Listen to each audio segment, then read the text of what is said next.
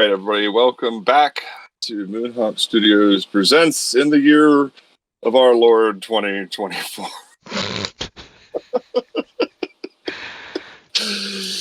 I am your host, Mac Paladin, and I hope I'm coming through clearly over my phone. It's been a year. Before we get into having a good time... Yeah. What's that? Yeah, it's only the third and already we're done. Yeah. It's like, what a year, huh? It's only the third. That's a mood. Send help. I also didn't specify which Lord I was speaking. But we'll get into that another time. With me in the studio, as always, is my good friend Adam. Yeah. It's trialing his patience as usual. Anyway. Kevin's in the hizzy. Around here, same new year, but the same old craziness. Mm-hmm. Teddy fans running tech. Yep, I do that sometimes. And we have the Golics here. I'm trying to decide which Lord would be funnier.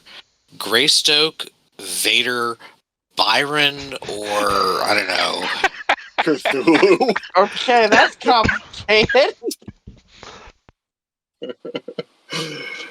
Oh man. Yeah. We not kill the tech operator tonight.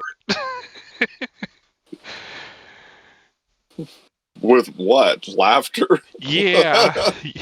I muted myself, but I was coughing like a motherfucker. Oh, jeez.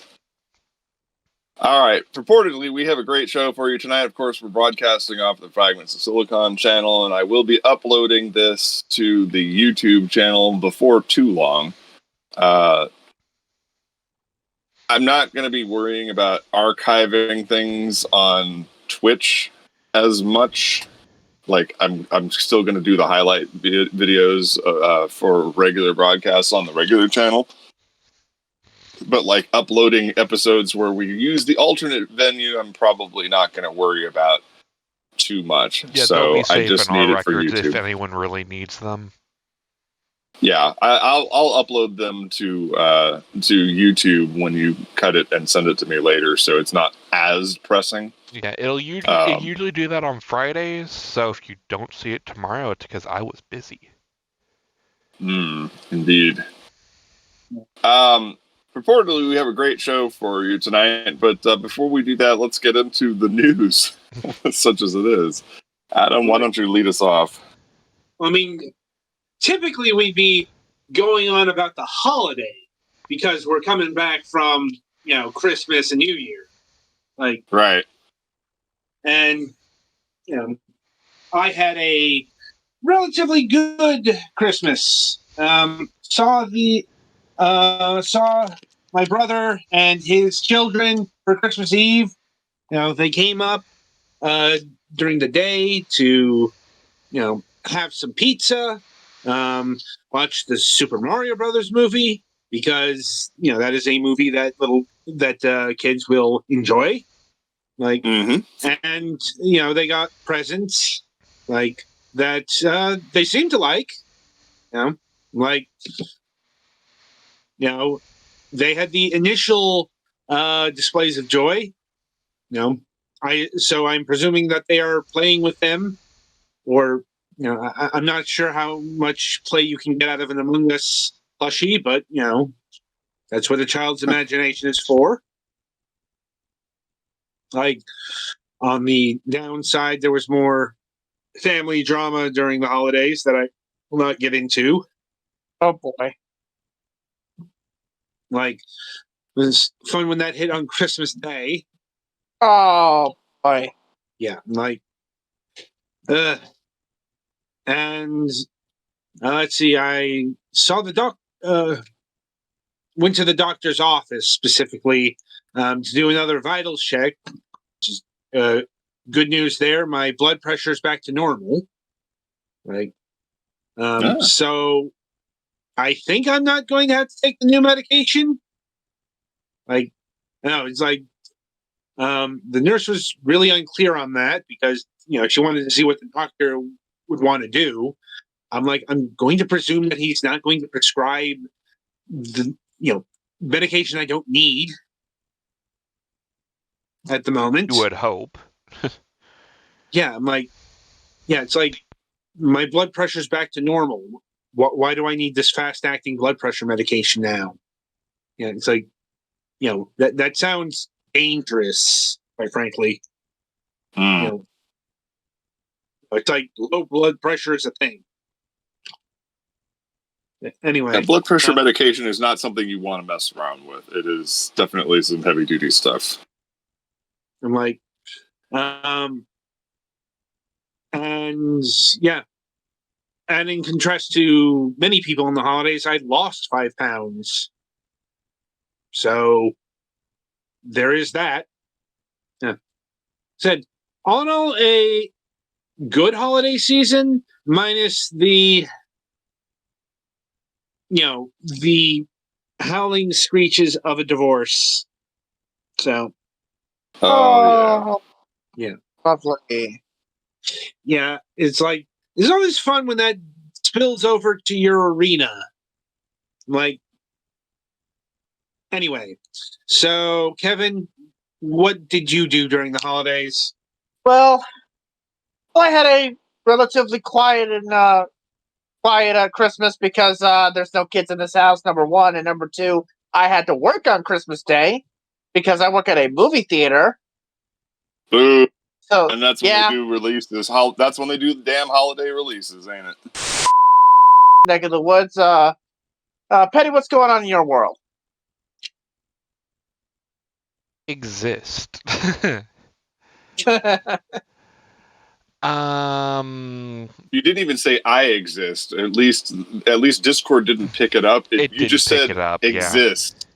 It just, well, I mean, it feels Oh, it oddly works. appropriate. Just It works. exist. Yeah, it's very much the vibe. It matched the flow of the question. Is everybody trying to sound like Gen Z today? Sure. At least then we may have Is that a future. the flex? Is that the vibe? Are we passing the vibe check? Yeah, yes, we're gonna start saying bet and stuff too. Oh my Christ! He left this chat a long time ago. What are you talking about? And that ain't no cap. Zoom it. Yeah. I hate all of you. Anyway, as far as kind of Christmas stuff going, not a whole lot happened here. Like, we did the gift exchange because we still live with our parents and stuff. And our house, we do the giving of presents for the adults on Christmas Eve, and then for the kids, air quotes, on Christmas Day. And for us, it's the kids being the kitties, the cats, because we can't leave them out. right. Oh my gosh! So, It's like when I was a kid and we would wrap up a biscuit for the dog. well, like, they got boy. some toys and stuff like that. Like, I don't know if you've seen those like Cats versus Pickles little stuffed animal blind bag things. My cats love them. Noisy will carry them around by their tag, and Luna will just sleep with it like it's her own little teddy bear. So we got them a couple of those, and then a new scratching post. Nice. And then as far as like stuff from me, I got a new iFixit kit because I like to take things apart and hopefully put them back together. Yeah, not too great on that second part. Put them all together and take them all apart. And then I got some other little things. I got a couple of Digimon figurines. Sister got me some of those like little sitting Pokemon plushies. One was Scyther and one was Cyndaquil. And then just a whole bunch of other like little things. And then me and Ogre for the past few weeks have been playing Final Fantasy 16 on the Fragments channel. So that's been fun. According to my PlayStation, we are 91% done with at least the main campaign. That's fast.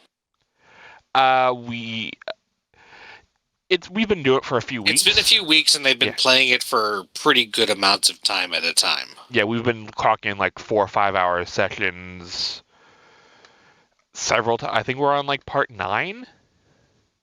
And there's also been some off. I've mostly been streaming the main scenario stuff, like the side quests and hunts I do off screen. Ah. And then we're trying to think of what we want to do next since we're clearly almost done with 16. I mean, there's the DLC. There is, but from what I've heard, it's only like a 2-hour romp. So, and then there's the other DLC that isn't coming out till spring, so we're going to need something to fill that void. Is this a regular series now? It might be. It really depends. Like, I'm trying to find stuff that's kind of small and, doesn't take a whole lot of grinding like 16 does. Just something to do, like, if we have some off time and we're bored. I mean, there are several Tales of games on sale on Steam right now. Yeah, something we can look into. And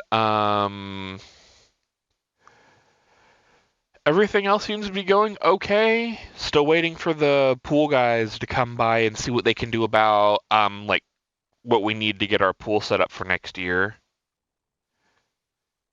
So that's going to be fun to get handled and see how much that's going to cost. Because best case, they can put the new liner in the new pool. Worst case, we need to do it. But we still need to get it looked at before we can get some trees removed in the back of the house because the pool is kind of in the way. And since we need to get rid of the liner anyway, I was thinking about just cutting it out, but we don't know if they need any of the fittings or whatever that's on the pool now. Because it would suck to, just cut it out and realize, oh shit, we need those. And instead of just being, a couple $100 for a new liner, we're dropping $10,000 for a whole new pool setup. So that's been an adventure. And then I know next week, hopefully it should be the last eye doctor appointment I need to deal with for getting blasted in the face with a leaf blower like I did over the summer. Oh, yeah. Yeah, that was not fun. 0 out of 10. Remember, kids, don't point a leaf blower at a door if you don't know if anyone's going to be coming out the door or not. Yeah, boy. Well, the yard people, they were clearing stuff off the porch, and I was coming out to pay them. They didn't look and see the door opening, and I got blasted in the face. Ooh. So yeah, and they think the eye doctor thinks they shot some sand or stuff in my eye, and that's why I was having so much vision problem, and I damn near went blind for a couple weeks. Oh boy! Because I had such a bad infection. Yeah. Played hell on the Fragment Show. Mm-hmm. But yeah, now my eyesight is doing a lot better. And I think that's it from me. Alex? We had a pretty quiet holiday period due to some circumstances. Didn't have a whole lot of time for shopping for me and my family that lives with me. But my sister was able to come up for part of Christmas Day for dinner and a couple of presents and playing a game, and that was nice. Then I managed to use up almost all of my time off by taking the week between Christmas and New Year's off. So that was nice, and now I'm back to it. And of course, come back to a short week with a lot of work to do, so that's just the way it goes, I guess. Actually, we did have a little bit of I think on Christmas Day we had a little bit of a plumbing issue, but Mom was able to get it resolved.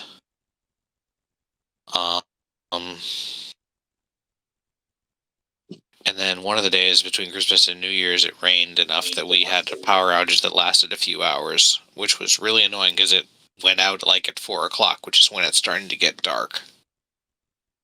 Other than that, yeah, not a whole lot going on. Unfortunately, we didn't do Pathfinder on Christmas Eve, and we were gonna do it on New Year's Eve, but we couldn't because the host got sick.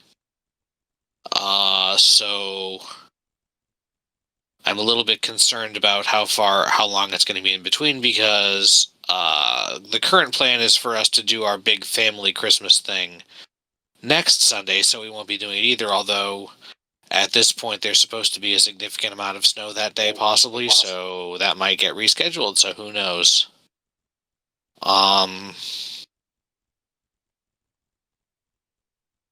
And yeah, I think that's about all I got.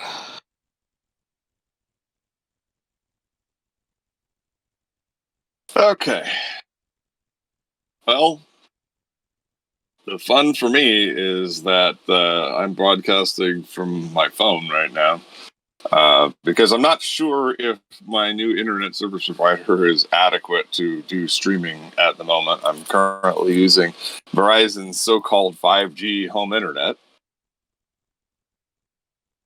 And while it was adequate for watching streaming movies and stuff like that, the upload pipeline is abysmal. But we'll see how it goes. Like I said, I've got all my tabs open and nothing's giving me any difficulty. I plan to get Cox Gigablast back, but I had to have some kind of more immediate solution so that way I could at least participate in the voice portion of this call. So we won't be broadcasting on the Fragments of Silicon channel indefinitely.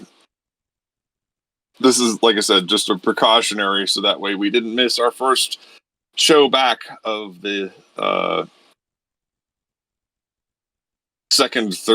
of the 17th season. I guess that's where we are right now. Yeah.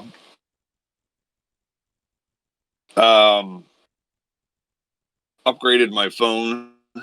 I had a Total Wireless Galaxy A03, and I've upgraded that to an S23 FE, which is, I've been told it's exactly the same as the S23, except it has a crappier camera. Yeah, and I was there are like some other things it doesn't have that you probably wouldn't really matter for you. Yeah. But as a quote-unquote work phone, the main thing I needed was USB-C to HDMI, because only the higher-end phones have I think it's called the HDA compatible chip for mirroring. Whether hardware or wirelessly casting it. The A03 absolutely did not have this feature.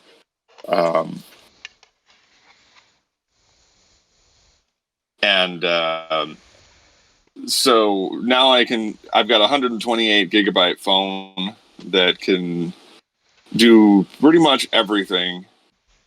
And I should actually have a much easier time editing videos in CapCut and stuff like that. Mm-hmm. So eventually I'll replace my iPhone 8, which is slowly swirling around the drain. Yeah, I have an S22 Ultra, and I've been enjoying it. Waiting to hear on what the 24 is going to have, because we're going to see about upgrading once our contract's up. Yeah. Apparently phone companies are no longer doing the whole leasing thing and then making you pay $150 to buy out the phone at the end of the deal. They're doing a thing now to where it's 36 equal payments as part of your regular bill, and then you just own the phone at the end of it. That's basically what T-Mobile's doing, though. When we got our phones, we got credit back for them. I think we got like $500 or something back in credit every month, like total, not for each phone. But I think this time I will actually sign up for autopay as well as apparently, because I signed up for internet and a new phone, they decided to give me a $200 Amazon gift card. Oh man. Oh boy. Yeah. It's too bad because the previous deal was I could have gotten an Xbox Series X, an Xbox One Series, Xbox One X. I can't. Wow, that is a lot of fucking things. The to Series say. X or the Series S are the new ones. Yeah, the Series S was the previous promotion with Verizon, and then they said get a Series X on us through the holidays. But I think I missed that promo because it was only good through New Year's Day. I know back in the day, Sprint used to straight up give out HD TVs. Yeah. Like, I think the last TV they were giving out was like a 45-inch or something like that. And that was nuts. Well, the magic dumpster paid off again for me. I found a 32-inch 1080p television out there. Not bad. And fully functional. And with remote this time. Oh, man.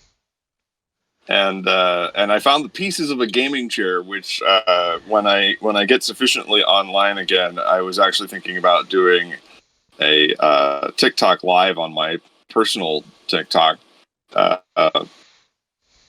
doing the reconstruction and reupholstering. I've got a fun idea for. Sorry, I'm a little dyspeptic here today. It's fine. Yeah. I have a fun idea for a live. I need to construct I need to actually do the wood cuts offline. But I've got a plan to rebuild this chair. It was missing the armrest, so the back is detached. And somebody set off a firework on the seat. But Temu actually has, the mattress company Purple? Yeah. They have seat cushions available on Temu for $9. Oh, they're basically just using their sample pads and repurposing them, I'm guessing. Probably. Well, I mean, it's actually, butt shaped. Yeah. Yeah, somebody over New Year's decided to set off Roman candles on trash in the parking lot. And they set it off. Of course they did. In Arizona, no less, remind you. Yeah, well, during rainy season, we were actually having rain throughout the holidays. But yeah, somebody set off a firework on this gaming chair, and I said, screw it. What's the worst that happened? The piston goes up and shoots through my entire body. Yeah. Well, it was a hole. It's got this funny hole, and I've already cut out the burn parts and stuff like that. And I've filled in the hole with. See, another thing I got on Temu was I got a whole pack of microfiber cloths, so I used that as stuffing and restuffed the seat. $1.98 for 6 gray cloths ends up being seat cushion stuffing. I mean, and I'm probably just gonna sew in the purple pad, and build a brand new gaming chair out of it. My ex left behind some rather audacious, patterned bed sheets that I don't use anymore. And so instead of going over to Yardage Town and picking up, or Joann's Fabric and picking up the latest, conflict sweatshop gamer dude designer needs to be canceled fabric from Joann's. I don't know if anybody remembers that. That's a rather specific reference from 2016. Oh boy. There was this. Anyway, I'm not going to get into that. Anyway, but yeah, I have some rather outrageous patterned bed sheets that I'm going to cut apart and reupholster the chair with, and then do the assembly on live. I think that would be fun. I need to do, like I said, I have a design for the replacement armrests in mind, because I have all this extra cedar from a bed frame that I had absconded with that I was going to use to build a step for my standing desk on top of my armoire here. Put in some new lag bolts to hold it all together, and I should have a pretty sturdy, nifty-looking new gaming chair with a purple seat cushions for my largesse. And that'll be a nice little project for my personal TikTok channel, I think. And yeah, so that's kind of what I got going on. So let's just dig right into this, since I'm kind of meandering around hopelessly here.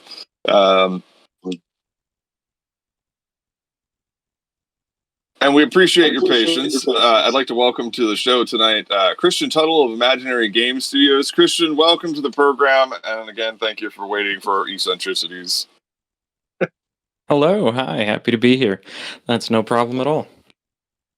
So, you are the creator of the Meticulous app, which is a gamified personal health companion. I've been seeing these all over the place. Like, as soon as I think as soon as Google read my document here, detailing what the show was going to be about, they started sending me targeted ads for gamified apps. Can you tell us a little bit about your studio and what you're doing? Sure. So I am the lead developer, main solo game maker man of Imaginary Game Studios. I have a couple other people that I work with here and there, but Meticulous is largely a solo project.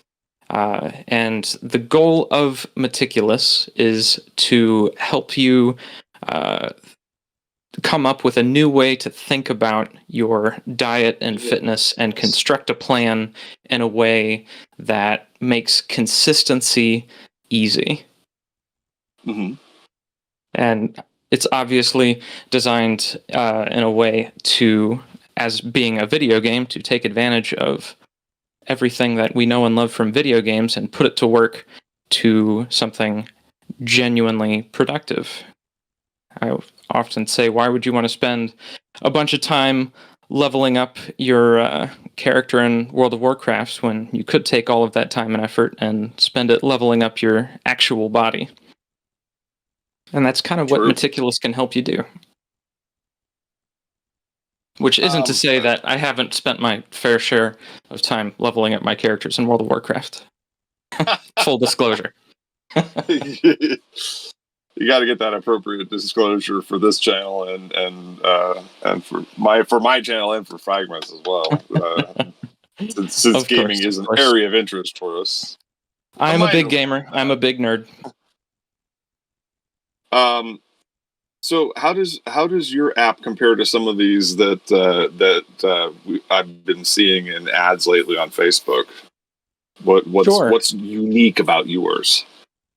I think one of the things that sets Meticulous apart is, for one, it's a video game that is available on Steam, as opposed to many of the other apps that are available on mobile devices. And for two, I think the pricing is, let's say, more fair than necessarily how much you might want to spend on some of the apps available on phones. It's kind of crazy to me just how predatory some of the phone apps can be, where you're spending hundreds and hundreds of dollars for a temporary subscription, whereas Meticulous is something you buy once and you own it for life for the low price of $30. Oh, Seems to me like, at least for me, my health is not something that I want to rent out. It's something I'd like to be in charge of. all right. All right, then let's get right to it. Speaking of meticulous, let's get Adam in here. He's got the notes here. So Adam, Sure. let's get this going here. Right. So I think I first want to address the central ethos of this particular app, because from my vantage point, it's kind of, I don't mean this in an insulting way, but it's kind of backwards, if you will, because Sure. You're billing it as a video game first. From what I can see on like the Steam page and what you've been telling us, which is the opposite of, we've been talking about the phone apps. They advertise themselves, health first or whatever, and the gamified stuff second. Like, that's the attachment. So Yeah. I'm wondering how that changes, or rather, what makes this a video game first? Sure. So there's the obvious in that it looks and plays like a video game. When you launch Meticulous and you hit Start Game, you are actually in a 3D environment that you walk around. There is the mascot character, Medic, that you can walk up to, you can talk to him, you can interact with him, and there are different computer terminals throughout the spaceship. The game takes place in a spaceship that you can interact with and use to help organize your diet and fitness information. I think where Meticulous stands apart from a lot of those other phone apps is my approach to gamification. So the traditional approach to gamification, I think, comes from a place of psychologists seeing just how engaging and addicting and powerful video games can be, and wanting to be able to tap into that to encourage people to make healthier and more productive lifestyle choices. You say, there's an old Simpsons gag where Marge and Homer are trying to get their kids to mow the lawn, and they don't want to mow the lawn. They want to go play lawn mowing VR instead.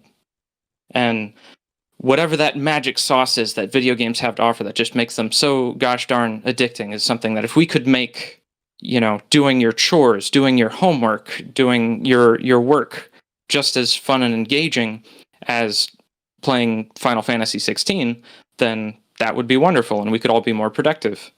I mean, there's something to that, because like one of the more popular indie games in the last couple of years is Power Wash Simulator, which is sure. I would probably equate that more to meditation necessarily than gamification. That definitely scratches an itch there for that oddly satisfying feeling of. When there's a lot of simulators out there that would meet that criterion, I think. But anyway. Sure. I think. Yeah. Go ahead. Oh. Okay. I was just going to add that because I forgot to mention this when I was talking earlier. But apparently, this is there's some real science behind this gamification thing. Like they've actually done national studies now about the merits of gamification towards fitness goals. Mm-hmm. Yeah, gamification. I think a good example of gamification is there's a website called Super Better that when I was doing an undergrad in psych, I think it was in a positive psychology class I took, that our professor had everybody in the class participate in this Super Better website for a week or two.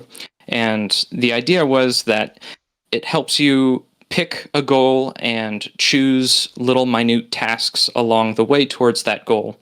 And as you complete the tasks, you get rewards in the same way that you do in a video game. So your goal might be something as simple as, I want to make sure I go to bed early and wake up early. And some of the tasks to do that might be that when you wake up in the morning, you want to drink a glass of water, because that will get you hydrated and help give you a little bit of energy to get out of bed in the morning. Or to help you go to sleep early, you might have a task that says, put your phone away an hour before bed. And as you do those little tasks in the Super Better website, you get experience points and you unlock achievements and you level up, and there's flashy, bright, colorful animations. And for some people that can be really helpful. But what I found, at least in my experience, is that half of the people that use Super Better got a little bit of something out of it, and half of the people didn't really get much out of it. And the dividing line, as far as I could tell, was that if people did not find the task to be intrinsically rewarding, then gamification wasn't enough to push people over the hill to want to do it. So in other words, if you were already motivated to make a positive change in your life, then Super Better is a nice little accent to make the experience more fun, but you probably were going to make some pretty good progress either way. And if you were going to struggle with making that positive change in your life, then Super Better wasn't really enough to get you to do what you otherwise didn't want to do. And so, quickly, just coming back to what we were talking about before with what sets Meticulous apart, is with Meticulous, I really wanted to have respect for my players, in that I think it's important to understand that the tasks themselves, especially when you're talking about making positive changes in your diet and your fitness, are already intrinsically rewarding. And it's not really my job to act as your parent and say, all right, little Timmy, you eat the broccoli. It tastes great. Yum. No, as you eat healthier food, you're going to start feeling better and have more energy and look better. And that is going to serve as the impetus to want to continue engaging in healthier lifestyle choices. And so the goal of Meticulous is to make those choices as easy and quick as possible. So we can get into it as later on, but one of the core features of Meticulous is automation of your diet and fitness planning, where once you've set Meticulous up with all of your favorite meals and activities, all you have to do is click one button, and the fancy algorithm underneath the hood will deliver you a full week's worth of meals and activities that, if you perform them, then you will work towards that healthier lifestyle goals that you choose for yourself. All right. And what was the impetus for all this? What made you want to build this app in the first place? Sure. So I think I can answer that in two parts. And so the first part I'll say is, why would I want to build Meticulous now? Making a game like Meticulous is an uphill battle in a couple of ways. One being that you kind of have to fight the Steam platform tooth and nail, where Steam is looking for certain adjectives, the popular words. It's looking for survival, it's looking for deck builder, it's looking for first-person shooter, online multiplayer. Those are the kinds of games that tend to sort towards the top, and Meticulous doesn't really fit into those categories. But it's something that I definitely wanted to make, and it didn't really seem to make any sense to me why would I want to wait 5 years to make Meticulous later when I could start working on my health right now, and I would then have all that extra time of being healthier and more productive and feeling better. So sooner is better.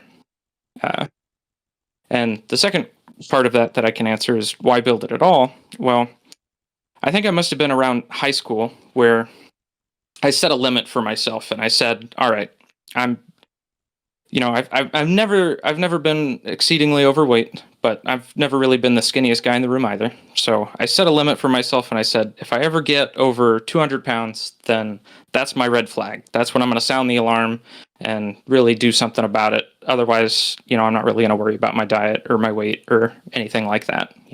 Play some sports here and there, try and eat healthier choices, but whatever. Flash forward to the start of the pandemic. And I had just gotten out of doing I did a graduate program in technical design, and then I went to go work at EA Sports on Madden for a little while, and then I went to go work at 343 on Halo Infinite for a little while, and all of these things are basically just me sitting in front of a computer screen for years.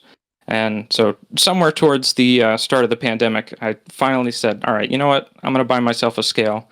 And I weighed myself, and I blew way past my 200 limit to 215 pounds. And I'm like, all right, this is not good. Let's see what we can do. And so then over the course of the next 7 months or so, I tried every dieting strategy I could get my hand on, and I managed to diet all the way down from 215 pounds down to 150 pounds.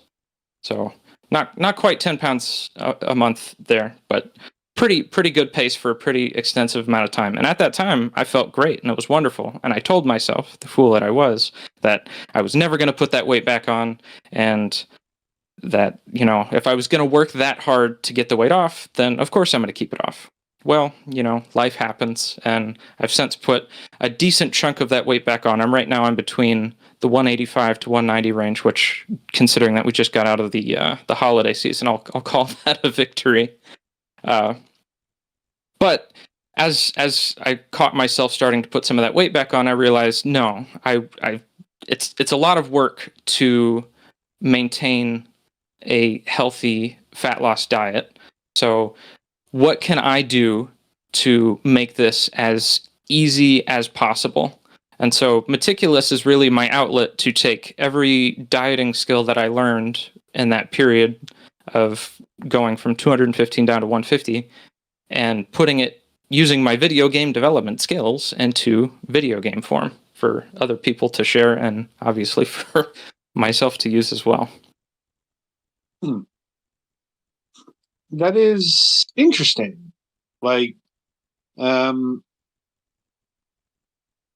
Especially since, how do I put this? A lot of this kind of game dev goes to more active development. Wii Fit and just a lot of Wii and DS stuff back in the day.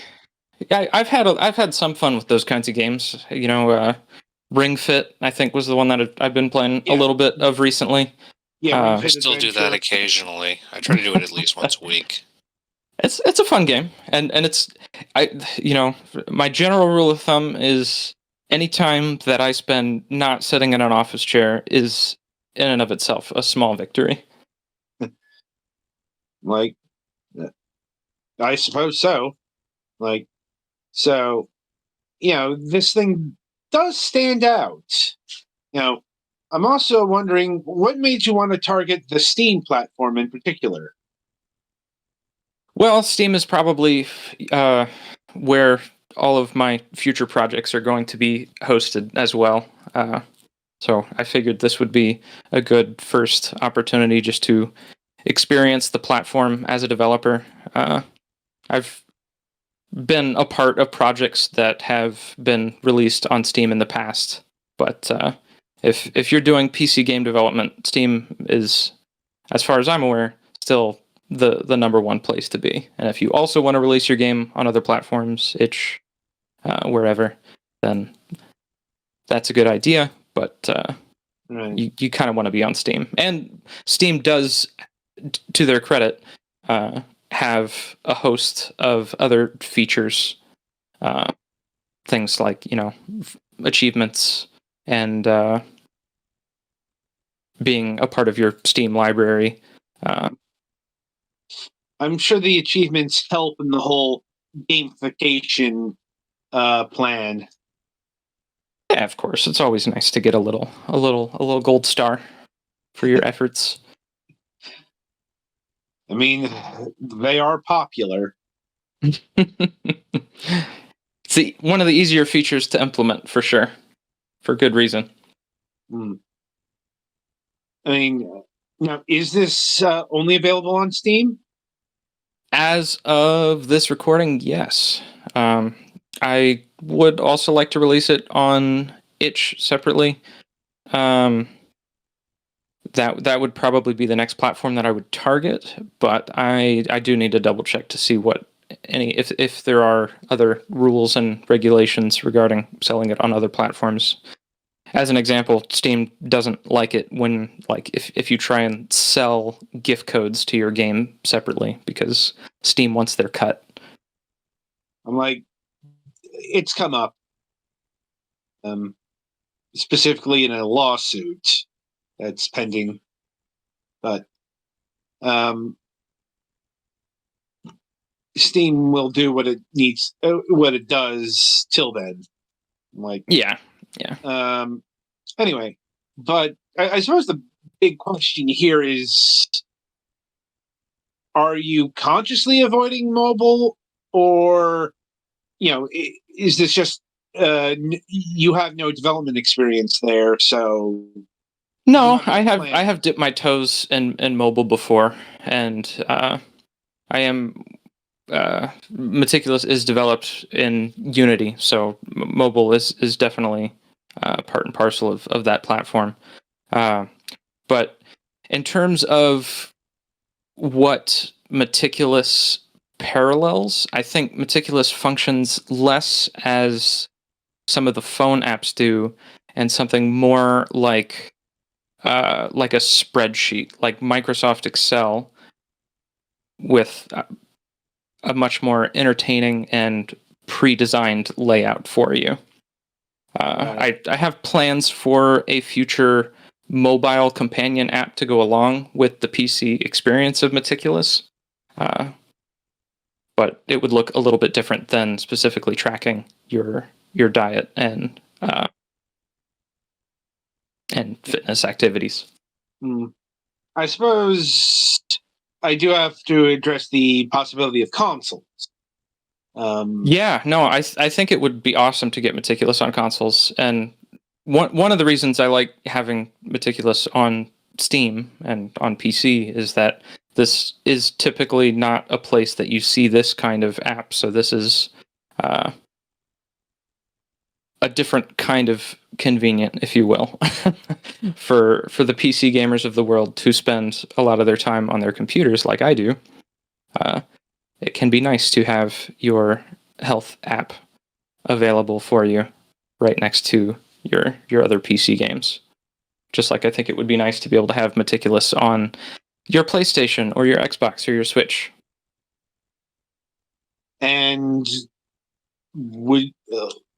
how would you go about adapting it for those platforms as controller and such? Honestly, a lot of controller support is built under the hood. It's just not being taken advantage of. There is a lot of that work is just the not so glorious side of game development. There'd be a lot of UI work that has to go into navigation and and typing, obviously, when you're keeping track of the different ingredients and recipes that you like to cook and some of the different exercises that you like to do. Typing on a controller is obviously less practical than typing on a keyboard. So there would probably be some typing hurdles to overcome there too, for ease of use. Mm-hmm. Certainly, which may be a restraining factor for those platforms, but I suppose nothing ventured, nothing gained. Of course, and when Meticulous, largely a solo project, small team. There's a lot of really good options, and it just comes down to you have a limited number of hours in the day, and you have to choose what to spend it on. And up until this point, my goal is to try and make Meticulous as easy and fun and convenient and productive to use as possible. And as the game of Meticulous grows, then it might turn out to be more productive to spend time expanding it to other platforms. Well, how long has Meticulous been out? Meticulous officially released on October 18th of 2023. So it's been out for a couple of months. That's correct. And what's the feedback from the Steam community been so far? Well, Meticulous is sitting with a nice, comfy 100% of user feedback and reviews. And, of course, of the friends, family that have used Meticulous along the way, who've been invaluable in terms of getting their feedback. They've really kind of helped shape the development direction of Meticulous as it's gone along. And though the game officially released in October, it's been in early access for most, if not all, of 2023. So what it's kind of come out to be was very different from necessarily what I had in mind at the onset of building this project, and that's largely due to the feedback that I've been getting as I've been working on it. I mean, that often happens in development. Of course. Feedback is great. It's one of the funnest parts of game development, when you finally get your baby put in front of other people's eyes and see what they think of it. Mm-hmm. Now, how flexible is this system? Oh, that's my favorite part. You just asked the golden question. It's the most flexible thing it could possibly be. And all right, I'll walk that back a second. So Meticulous is separated into two categories. It's diet and fitness, but those terms are loosely translated to diet as anything that you put into your body, and fitness as anything you get out of your body. And the way that we track our diet and fitness goals is we quantify them. So diet is broken down into macro goals, which is derived from the word macronutrients, which would be your carbs, protein, and fat. But it doesn't have to be carbs, protein, and fat. It can be anything you want. It can be calories. It could be budget, if you want to track how much money you're spending on food. Or if you want to take a more casual approach, it could even just be how many salads you're eating in a week. You want to make sure that you eat 5 salads in a week, and that would be your macro goal. And then on the fitness side, again, it could be physical fitness if you really want to make sure that you're training your biceps a certain number of times a week. But it could also be social well-being, or it could be mental well-being if you want to make sure that you set aside a certain number of hours for meditation, or if you want to make sure that you reach out to a certain number of friends and family throughout the week. Or it could be if you want to practice a skill, you could make sure that you set time aside to do those kinds of activities as well. And what makes Meticulous really special is once you have a certain or once you've built out your set of macro and I call them muscle goals. That's how we quantify the fitness component of Meticulous. Once you've set out your macro and muscle goals, then the game can make sure that you've organized a plan to achieve a wide variety of different targets. So it's not just about saying, I want to lose weight, and it's not just about saying, I want to spend a little bit of extra time on myself. you can say, I want to lose weight and I want to spend time on myself and I want to do some resistance training. All right, Meticulous, give me a plan. And then you click a button and then you get your meal plan and your activity plan for the week that makes sure that you're able to do all of those disparate things at the same time. And from what I've been gathering here, this can be applied to, well, not just say weight loss goals, but other health parameters, let's say, like diabetic goals, for example, would, I'd imagine, be another major thing that this thing could tackle. So I will take a moment to make another disclaimer that Meticulous is not intended to diagnose or address any medical conditions. And if you have a serious medical condition, please do speak with your doctor. Of course. FDA approved. But given that, yes, you can use, if you're worried about your sugar intake, then you can make sugar a macro, and you can make sure that you don't get any more than a certain amount. So that's another thing that you can do with your macros and your muscles, is you can define what type of macro and what type of muscle it is. By default, it's called a target value. So in other words, you're going to try and reach that number. So if you say, I want to have 2,000 calories a day, which translates to 14,000 calories a week, then you say, I want to have 14,000 calories a week, and Meticulous will try and get you as close to that number as possible. Alternatively, you could set it to be an upper limit or a lower limit. So you could say, like with protein, maybe you want to make sure that you have at least 100 grams of protein a day. But if you go over that, that's not really a big deal. So then you could say that's a lower limit of 100. But with sugar, maybe you're really trying to cut out your sugar intake, and you're going to say, I don't want to have any more than 10 grams of sugar a day.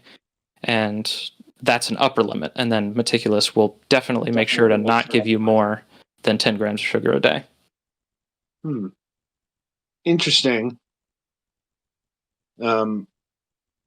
And I suppose another question in regards to the actual game development is, are you still providing updates to Meticulous? Or is it like done? It's definitely not done. I am pushing it a little bit to the back burner for a little while because I'm starting work on my next project now. But I'm also going to be using Meticulous pretty strictly this year. I wasn't super consistent with my diet and fitness last year, partly because Meticulous was still in development and I was actively adding large new features throughout the year, and partly because I spent about half the year traveling in Japan, because for a long time Japan was not open for tourism because of the pandemic. Last year they opened up and I had to catch up on a lot of things. So when you spend half the year out of the country, it does make it difficult to be consistent with your diet. So this year, not so much on the travel plans. I'm really going to be sticking with Meticulous and using it over a longer period of time, and really trying to figure out what would be the next best feature or set of features to add to it to improve it. And so I suppose if it can be talked about, how well has the game been faring on Steam so far? Well, like I mentioned, the reviews are 100% positive. So I think the of the people who try Meticulous, they see the value in what it has to offer, and they've enjoyed their experience with it. But like I mentioned before, the difficulty with the Steam platform is trying to get it in front of people's eyes, because it doesn't quite fit the mold that the Steam platform wants to promote. So it hasn't been selling too hot? I don't have any concrete numbers to share off the top of my head here, but you always want to try and reach a bigger audience, and that is a challenge when you're working on a gamified health companion on the Steam platform. True. I mean, it's a issue for a lot of game devs all around. It's a crowded space. Yes. Crowded place to be. Yeah. We know the feeling. We have a lot of game devs on the other show, and yep. I'm like, and especially since the games industry is going through quite the rough patch. Mm-hmm. Like, yeah, I just saw the news on all the AAA layoffs this past year. Like, the indie scene's been hit pretty badly too. Some indie devs talking about how their finances aren't too good. Yeah, some friends of our other show even. Yep. So tough times all around. Yeah, absolutely. I sympathize and empathize. Yeah. That being said, is there anything you can say about your next project at this point in time? Sure. I don't really have any hard materials. I'm working on a teaser trailer right now. Well, not while we're talking, but you get my meaning. Yes. Meticulous. The objective with Meticulous was to make something useful, and now because I've been spending so much time on making something useful, it's time to give some attention to the inner man-child within me and go back and just work on something fun. So the objective with my next project is just to make something fun. And the genre it's a roguelike first-person platformer. With a lot of the level design philosophies that you might have seen in games like Getting Over It with Bennett Foddy and Only Up, but done in a procedural roguelike RPG environment. Well, that sounds like something that we might end up talking about on the Fragment show. Since that's the one for more straightforward games. Yeah. Next game is certainly not a health companion. As much as I've been enjoying my time with Meticulous. Indeed. Anyway, so I think I've run through my gamut of questions. Does anyone have anything further? I think I'm good. No, I think you answered most of the things I had. Yeah, I covered the good stuff in the beginning. Actually, I did have one quick question for you. I've noticed that a lot of these this will lead into your self-promotion options here, but I've noticed that I've noticed that a lot of the gamified wellness apps are apparently offering some kind of monetization. Is that something you're looking to do in the future? I can say one of the next features towards the top of my to-do list is I would love to. So one of the strengths of Meticulous is that it allows you to create your own recipes and exercises of your own favorite food. So you're not limited to any specific diet plans that somebody else has created or any specific foods that other people are recommending. But it's literally the exact of the foods that you buy from the grocery store become the data that fuels the algorithm and helps you achieve your plan. And what I would love to do is allow people to create packages of recipes and exercises and then export those as a file or a QR code or whatever that other people could then import into their game. So I could say, hey, check it out. I've got, these 10 great Italian recipes, and I could beam those over to your Meticulous, and you would just have them good to go. But in terms of monetization, I don't know that I would necessarily want to make those paid parts of the experience or not. I think one of the best parts of being in a health and fitness community is that sense of companionship that you have with other people who are also trying to make positive lifestyle changes.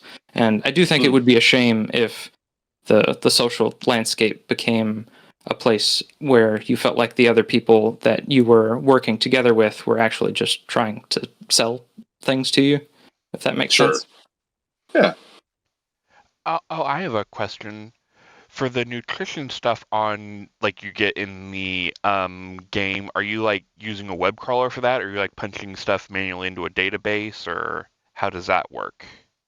Yeah, so in the absence of being able to import and export data, like I mentioned, which is a probable upcoming feature for some future update for Meticulous, the data in Meticulous is what you put in. So you pick the specific kinds of foods that you have, and you punch in the numbers for those foods. Right. That makes sense. One of the biggest reasons for that is that specific types of foods can have very different types of macro values.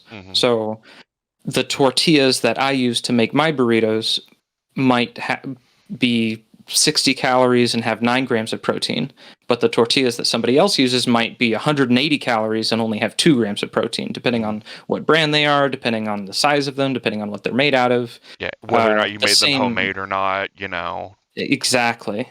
The same product, even though logically you would look at it and say, well, that's a tortilla and that's a tortilla, the actual nutritional values of them can be very different. So in terms of making sure that you're actually putting the things into your body that you think you are, I think it's a really important step for you to actually track the specific ingredients that you're using. Now, the game is called Meticulous because a part of it is about getting meticulous with your diet and your exercise, but once you've input that data into the game, it's there forever. So the first week, you'll have to put in you'll have to put in everything that you eat, and then the next week, well, there's going to be some of the same stuff from last week, and then the third week there's going to be a lot of the same stuff from the last 2 weeks. And by the time you get to your second month, you have your most, your meal rotation generally in there. Exactly. And one of the biggest things is that people don't typically eat as wide a variety of food as they think that they do. Yeah, like unless we're in the holidays, most people generally cycle through about same foods every 2 to 3 months. Yes, and that is an option in Meticulous. You can, I call them meal overrides or activity overrides, where if it's not a part of your regular meal plan, but you just want to go out on a Friday night with some friends and have a burger at the local sports bar, you don't have to go in and input all of the data for that every time. You can just use what's called an override and just make your best guess for that one meal. Right. Because I know, there are some stuff on the phone that's just like, it acts like a tortilla is a tortilla or a hamburger is a hamburger, and it's most certainly not the case. Yeah. That's one of the fun challenges that I've taken. I do enjoy a bit of home cooking. Another one of my pandemic hobbies. Now, as you make further development, would you like to be able to have a web crawl, so if I just put in Mission Brand tortilla, it'll fill in the stuff for me or whatever? Yeah, I think I would want to work on the community aspect of that first, but obviously more convenience is always a good thing, with the exception that I would hate for people to rely on that convenience at the expense of accuracy. And you would go and you'd say, well, look, I'm only eating 1,500 calories a day. But that's you're 1,500 actually, calories deep with the web frying crawling your data. burritos Exactly. and whatnot. Exactly. So I'm a little afraid of it, but it is definitely a balance of convenience versus accuracy. Fair. I think that's it from me then. Ooh, I do have another question. What is your stance on generative AI? Oh. Damn. I think it's a very useful tool that if you are a professional in an industry that's being touched by generative AI, you would do well to learn it and see how it can be a valuable part of your process. But I don't see it directly stealing anybody's jobs, at least not in the roles that I've been close to. It can definitely be helpful, but it's far from a perfect technology. That's in Mid-Journey. I know art is a touchy subject. Stealing thousands of specific artists for their generative. Several of them are dead and can't fight it. Yeah. I use it more for programming purposes. Yeah. But even in programming, it's very inaccurate, and it can be cool because it can come up with very unusual syntax that normally you don't write, and you'd say, "Oh wow, I didn't know that I could author this loop in this way." But yeah, and there are like some engineering fields and like circuit design where AI can be very useful, because do you know how many times I forget to connect a ground plane when I'm messing with circuit boards? I'm like, shit. Yeah. I for the most part, I think I use language learning models as advanced Google searching. Basically, that's kind of where it fits for me. I know. Well, Unity, as long as you double check, Yeah, you always have to double check. But it can be just kind of a good first search to kind of learn some of the terminology that you're looking out for, and last maybe thing get some of the ideas. Generative AI accidentally put in a command to delete everything on your computer when you run the Marvelous app. No generative AI in Meticulous. All the background algorithm that determines your meal and activity plan for the week. That's all hand authored, and it's customizable too. I didn't mention this, but like I mentioned, you can get your full week's plan with the click of a button.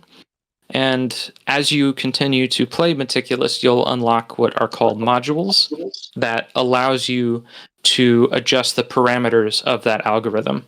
So a couple of the different parameters have to do with what I call repeat cost, or how likely a given meal or activity is to show up in the same week. So some people might be totally okay with eating a peanut butter and jelly sandwich every day of the week, and other people might have it once and then be done with it for the rest of the month. And some people might be okay with eating 3 of them a day. And so the more you play Meticulous and the more you engage with the game, the more you unlock little customization options to really tailor that algorithm to suit your personal needs. Stop calling me out with this peanut butter sandwich business. They're just a convenient food. Yeah. What can I say?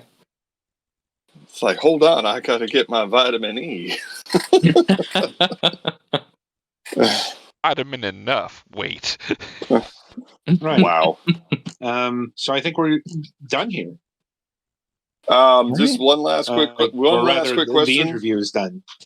Sure. Yeah, one last quick question. Aside from appearing on podcasts, I guess onwards to the entertainment news for the week. Hello, Mac? did anybody hear me? I was hearing Mac. I can hear you. I think Adam's Okay, because gone. Yeah, Adam's not with us. Adam just got run ahead of us. Yep, he's gone. All right, Christian, I'm going to ask one last quick question. And aside from doing podcasts, I wanted to know if you had any plans to do some kind of victory lap tour for your release. Any appearances, anything we should know about?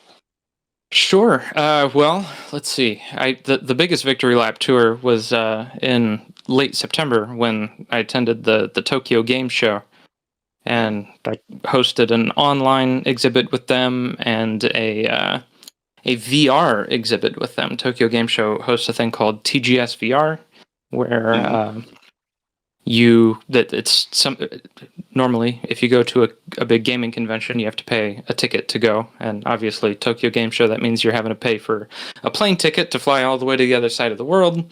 But with TGS VR, you can join it for free from your computer, from your phone, from your VR headset, and walk around the virtual convention space. But it's actually done up in fantasy theme, and you can, as you go around the different booths, you unlock little items from each of the different companies. So if you participated in the TGS VR last year, then you might have come across the Imaginary Game Studios booth.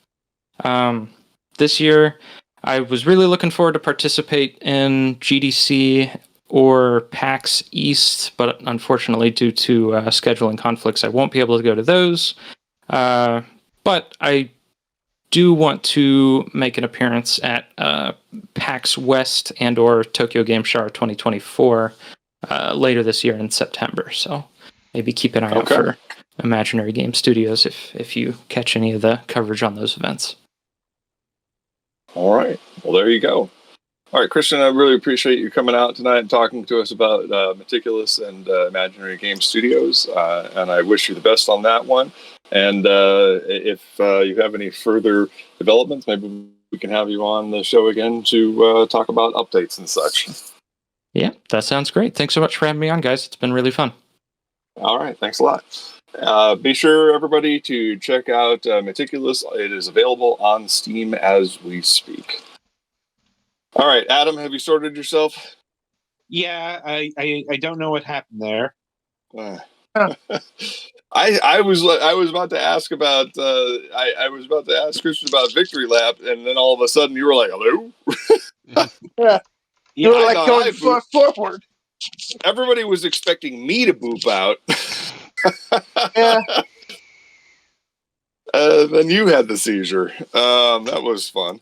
All right, so we are ready for the entertainment section. So let's go. All right. So speaking of Gen Z, right? Let's go. I guess that's one way of looking at it. But anyway, so picking up from where we last left off, it is now 2024, and therefore we have hit Public Domain Day. And yes. And as previously mentioned, some heavy-hitting stuff has hit the public domain. Because this year is 1929, and 1928. Or 28, sorry. 1928, and there's a lot that happened in 1920. Didn't Disney themselves actually put out something to make fun of this event? I don't know if they put out. I didn't see it. Fun. They put out a statement about the first Mickey Mouse cartoons hitting the public domain. Something about vigorously defending the copyrighted versions of Mickey, and it's what you would expect from Disney. But right, so the big thing is Steamboat Willie, along with Plain Crazy and the Galloping Gaucho.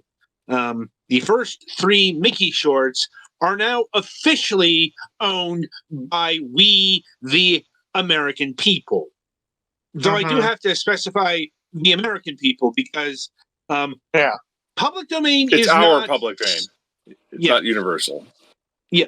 Well, I mean, that is especially important because, every nation has their own particular public domain, and what is a public domain in one country is not necessarily public domain in another. So, while the Mickey Mouse shorts are public domain in the U.S. now, Other places they are not, which is why they've been hit by copyright claims in like Germany or the UK or whatever. Like, so that is important to note. But yes, Steamboat Willie, chief among them, is in the public domain, and people have been going pretty wild with it. I don't know if you caught it, but I posted something. This moment has been waited upon for years. That is why. Probably since the 80s when the last extension was, right? Yeah. But also because, it's the personal fuck you to one of the principal actors in the numerous copyright extensions we've seen over the decades. One of the very things that Disney didn't want, until now. I've seen some theories postulated why they basically gave up the ghosts. They're too big. They would get too much blowback. But the fact of the matter is, we don't know why Disney stopped the copyright fight, because they haven't said. And I would never expect them to give a statement on why they stopped fighting the copyright. But the fact of the matter is, they have. And, so now Mickey is starting to trickle into the public domain. And as far as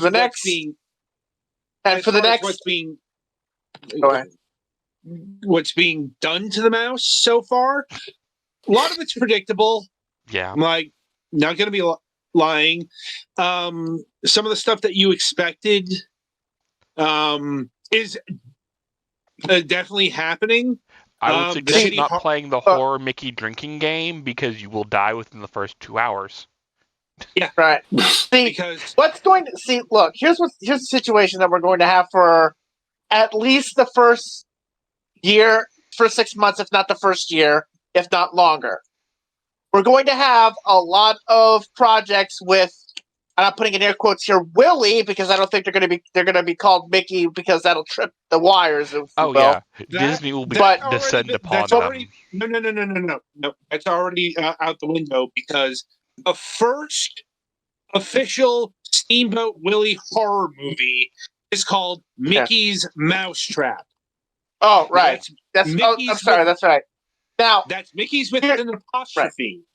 Right. Let me reword this here. This small statement here. Right. For the first year, maybe more than that, we're going to have a game. We're going to be playing a game called "Where's the Line?" Because we're going to have all of these projects, mostly from independents, because I don't think you'll get anything big from big people. Yeah. But we're going to get all of these projects from independents. We're going to test the limit, test the line, test the waters. Well, okay. There's a few other things here. It's also because independent horror can move really fast. Right, exactly, yes. I don't know if you've actually seen the trailer for it, but, it looks about as shit, maybe even more than you expected it to be. It definitely looks like they slapped that together, that son of a bitch, on New Year's Day. Because I think the release date is March to May. Yeah. It's coming out this spring. Yeah. Well, you got to strike while the iron's hot. Yeah. Right. But this is what I'm getting at.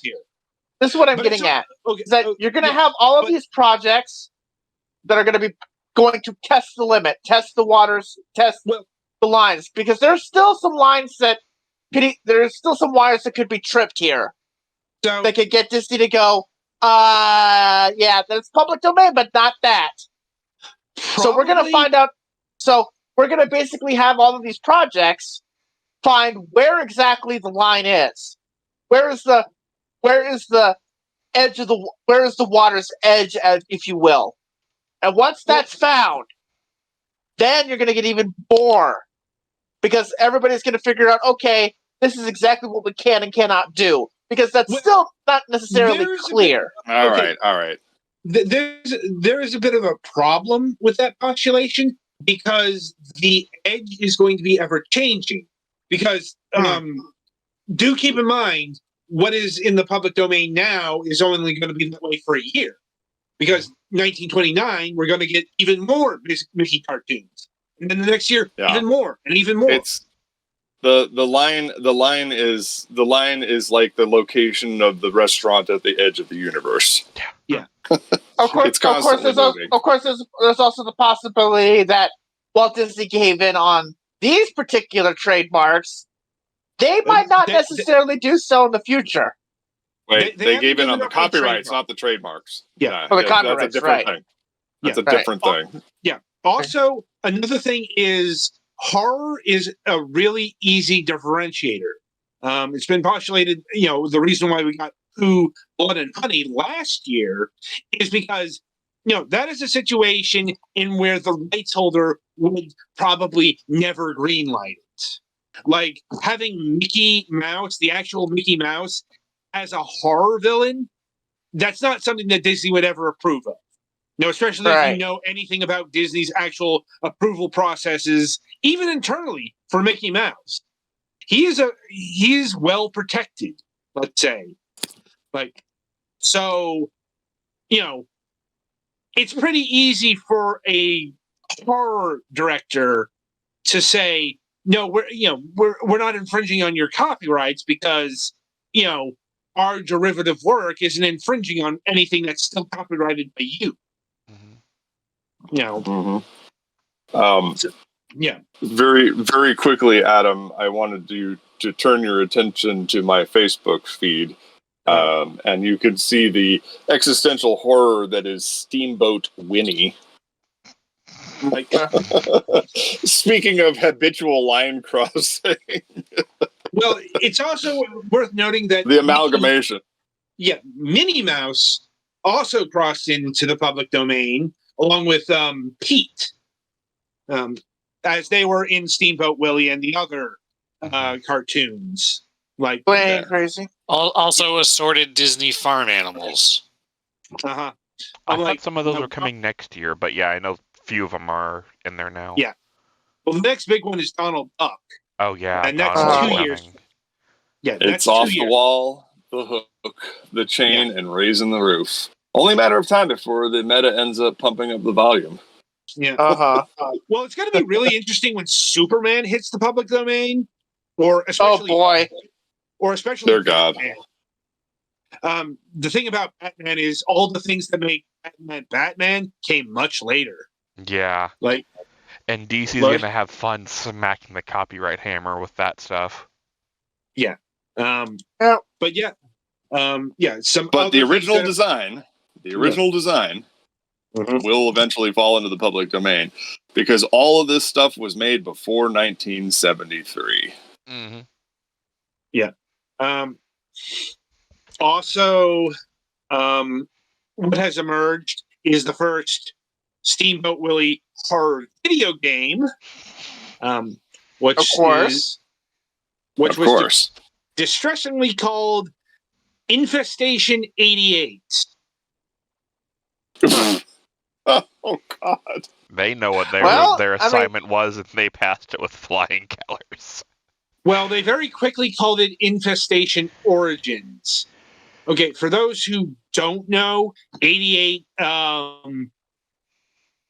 is a white nationalist allegory. That's the nice way of putting it. Yeah, it's a nice way. Yeah, it's a nice way of putting it. But let's just say it's Nazi stuff. Yeah. Godwin has entered the chat. yes, he has. Yeah. So we threw this public domain discussion and brought Godwin right up in it real quick. Well, it was inevitable. You thought it was going to take time? No, we're doing it 5 seconds, honey. Well, all right, Adam. Yeah. So, anyway, they changed the number. Whether or not that was intentional or not, well, that's the big question around these things, isn't it? Mm-hmm. But suffice to say, they very quickly got blowback because 14 and 88, they're not as well hidden as they used to be. Mm-mm. Mm-mm. So they were called out pretty fucking quickly about it, especially using the word infestation 88. Ooh. Nothing but Yeah. No. Too hot for TV. Yeah. Too hot So- for existence. The fuck you talking about, bro? That's definitely hitting the back of the net on being too on the nose. Yeah. Yes. Also, no surprise, there have been already Steamboat Willie NFTs because there are still people still making NFTs in this day and age. Crypto bros. There's always a sucker every minute.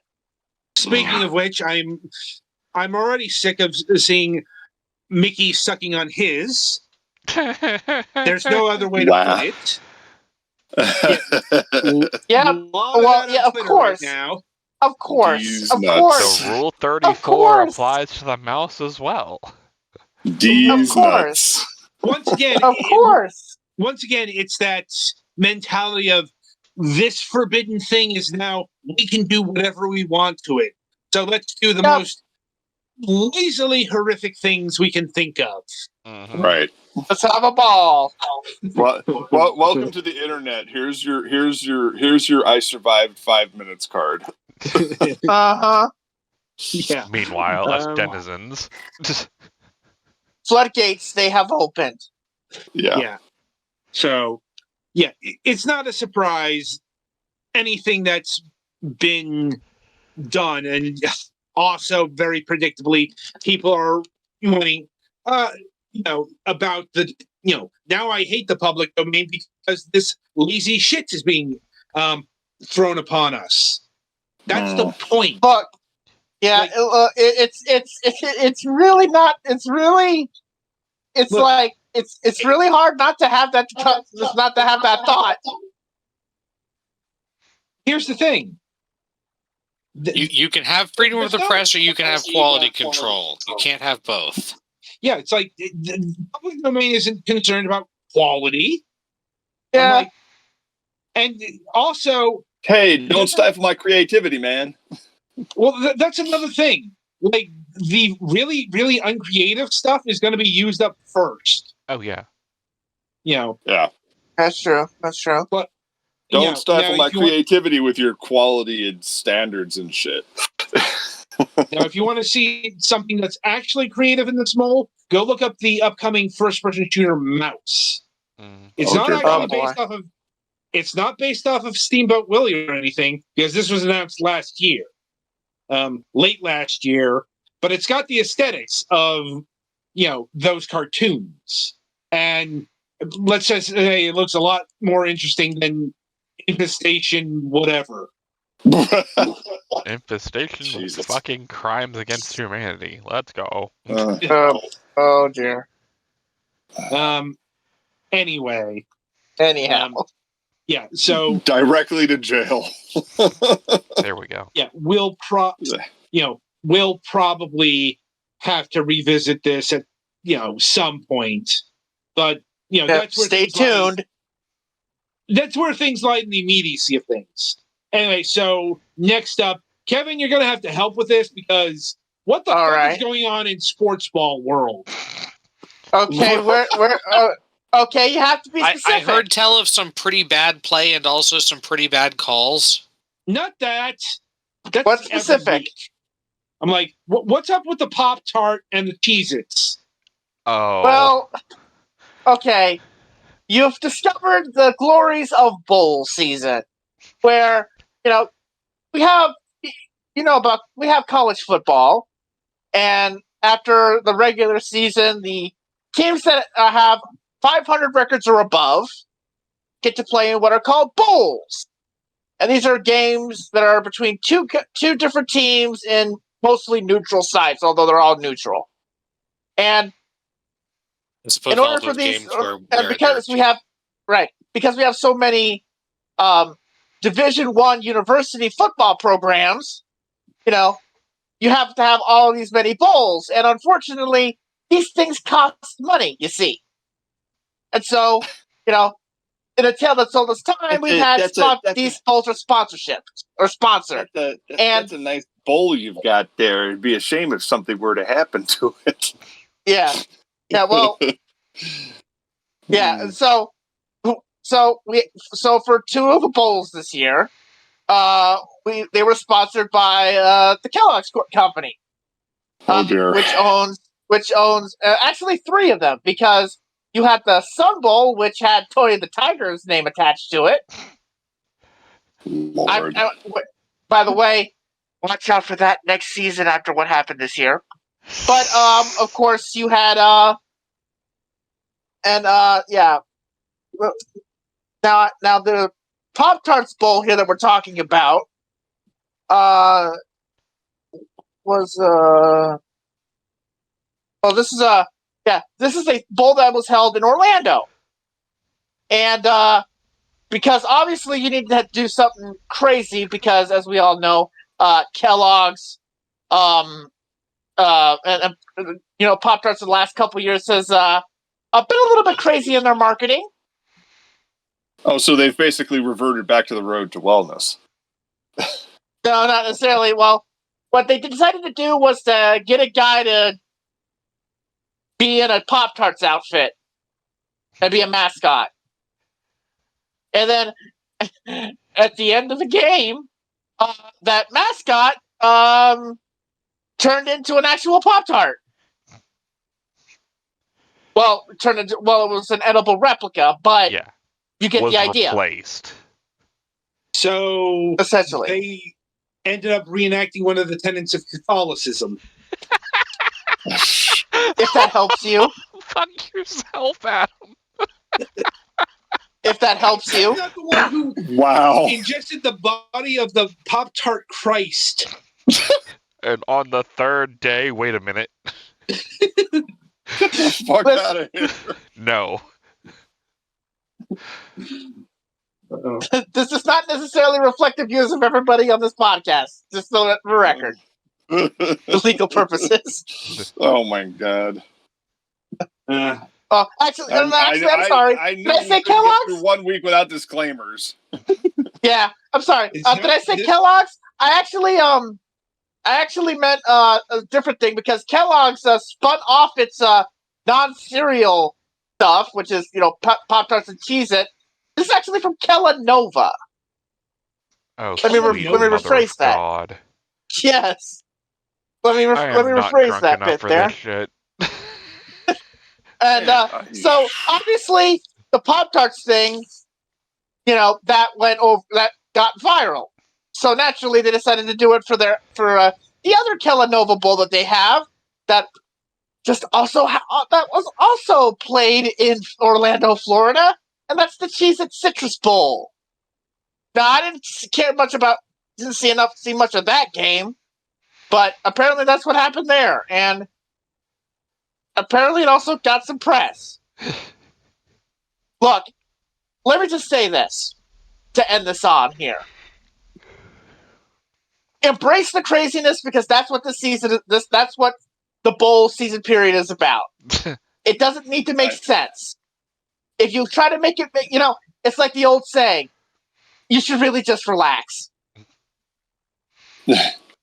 Like, it's just a game. It's just an industry. You should just really just relax. Yeah, just let it happen. Just let it happen. Because the goal is to get you talking, and it succeeded.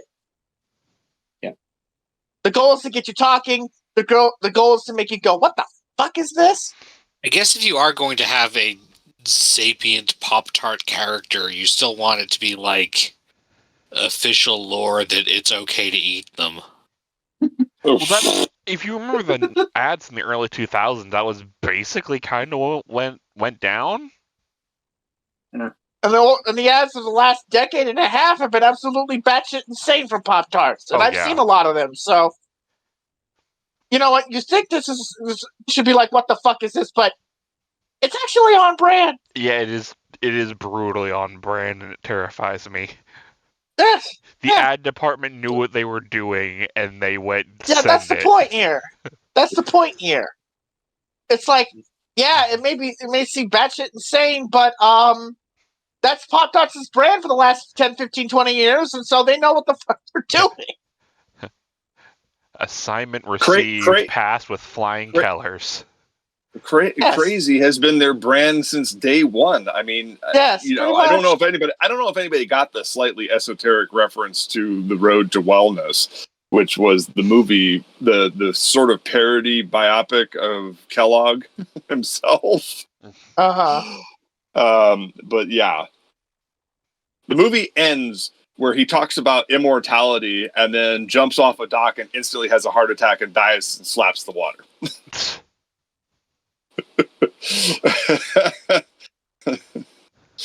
That was like the perfect ending to that movie, because that movie was batshit insane.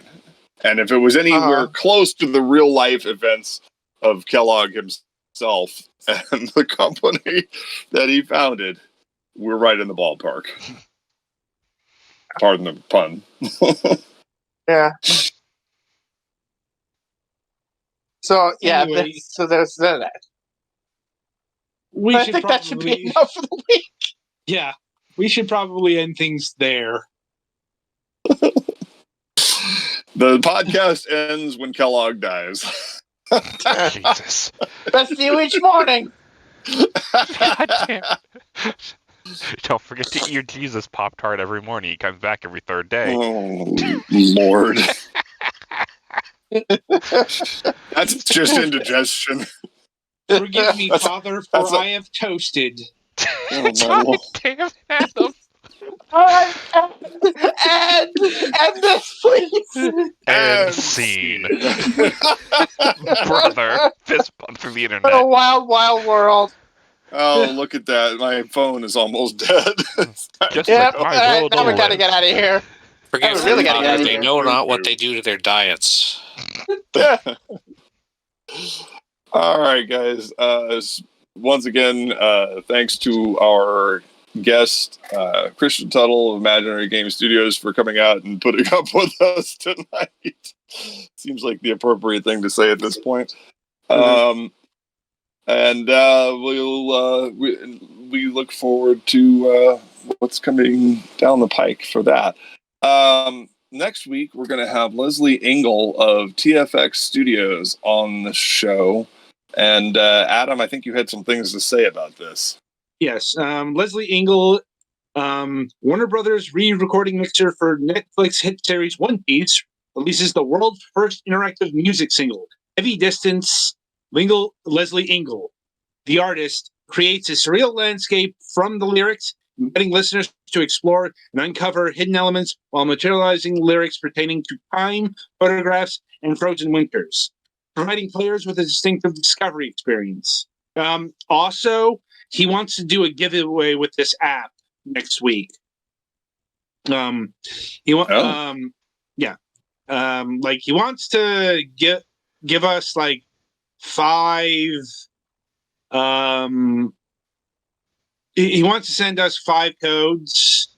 They're Steam codes to listen to the app or to play the experience. He said, and also to give away 5 during the show. So, Petty, you'll want to warm up the giveaway bot. Yes. Yeah. He hasn't actually given me the codes yet, but when I get them, I'll post them. Anyway, so that's what's happening next week. All right. All right. Well, that's our show for this week, folks. Be looking for the VOD eventually on our YouTube channel. I'm going to be uploading all of Moonhawk Studios Presents, the current iteration, onto YouTube. There are some technical problems with trying to re-upload the old archives, and I just do not want to get into it at this point. Not the least of which is locating and downloading 300 missing podcasts. So I'm just going to look towards the future. But again, that's our show for this week. So I hope everybody had fun, and hopefully we'll see you next week at our usual place and time. Until then, I'm your host, Mac Paladin. Thanks for watching. Stay safe out there, kids.